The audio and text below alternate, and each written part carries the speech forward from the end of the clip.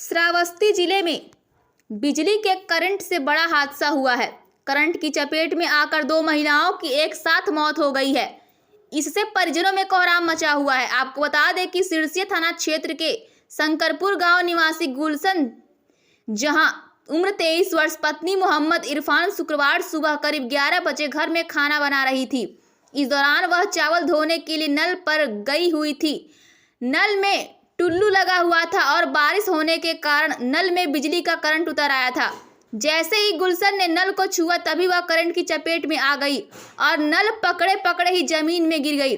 इस दौरान पास में ही उसकी देवरानी फिराजुनिसा उम्र 20 वर्ष पत्नी अब्दुल कासिम घर का काम निपटा रही थी।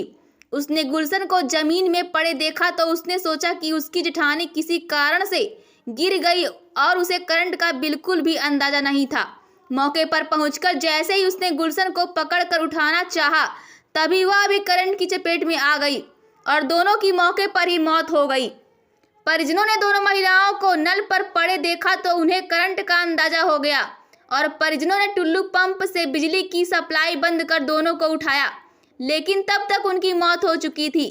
इससे परिजनों में कोहराम मच गया। परिजनों का चीख पुकार सुन पास पड़ोस के लोगों की मौके पर भीड़ जुट गई। आपको बता दें कि क्षेत्र में सुबह से ही भीषण बारिश हो रही थी। बारिश के चलते टुल्लू में करंट उतर गया था और टुल्लू नल से जुड़ा हुआ था। इससे नल में भी करंट दौड़ रहा था। चावल धोने पहुंची गुलशन ने जैसे ही नल को पकड़ा तभी वह करंट की चपेट में आ गई।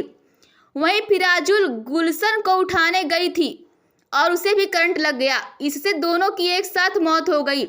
बताया जाता है कि दोनों महिलाएं देवरानी व जेठानी हैं। एक साथ घर में हुई दो बहुओं की मौत से परिजनों में कोहराम मचा हुआ है। घटना की यह तस्वीरें सिरसिया इलाके के शंकरपुर गांव की है, जहां आज नल में उतरे करंट की चपेट में आकर दो महिलाओं की दर्दनाक मौत हो गई है। परिजनों का रो रो कर बुरा हाल है।